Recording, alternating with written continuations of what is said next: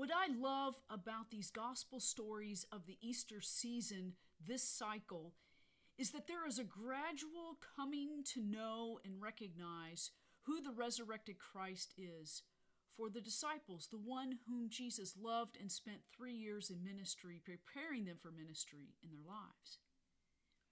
This Sunday is no different than the past 2 Sundays we've heard about Mary of Magdala and about Thomas, the twin known as the doubter of the last couple of Sundays. Well, this Sunday focuses on Peter as well as the 12 disciples. And they are in 2 parts to the story. The first part is that they go back to their familiar work, fishing.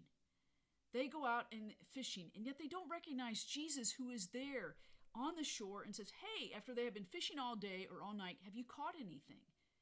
Did they not recognize his voice? Did they not see who he was? They don't come to recognize them until Jesus says, "Cast your net on the other side."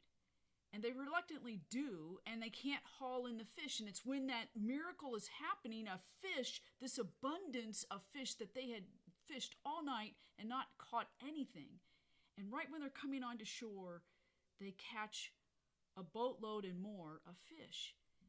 And the funny thing is that Peter, who's probably in very little clothing and basically puts another smock on or puts more clothes on, the gospel says he was practically naked, and then jumps in the water and gets wet. Can you imagine him telling his family, "I went fishing and I caught all this fish"? And they said, "Well, how did you get wet?" I mean, in the midst of that. But that irony of not recognizing who Jesus was until that abundance was literally in their boat.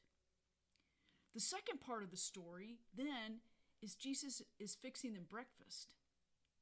And they're sitting there, and this is, the resurrected Jesus. The second part of this is that love is the essential core of what it means to live the resurrection and to be a disciple of Jesus. He turns to Peter. The last time we encountered Peter, it was Peter the betrayer on Good Friday during Jesus' suffering and crucifixion. Denied Jesus, that he knew him 3 times. And today's gospel brings healing to that story. Peter shifts from Peter the betrayer to Peter the shepherd. And Jesus brings him to that point by asking him the question, "Do you love me?" 3 times. Because love is the essential call to discipleship. And there's actions and ramifications and results that one must do to love. And Jesus says, "Do you love me? Feed my lambs. Do you love me? Tend my sheep. Do you love me? Feed my sheep." That call to love is so strong. It's about feeding and tending and nurturing and caring for all people, the lambs and the sheep, the young and the old, everyone. So these gospel stories of Easter, this week, how are we challenged to look at our gradual coming to know who Jesus is in our lives? How are we coming to slowly recognize who Jesus is?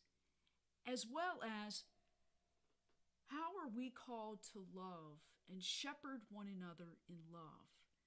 To be tender and caring of all people? Where do we respond and call to that call to shepherd one another in love? And how will we act in love, tending and caring for all people this week in our part of the world where we are called to be disciple? Amen.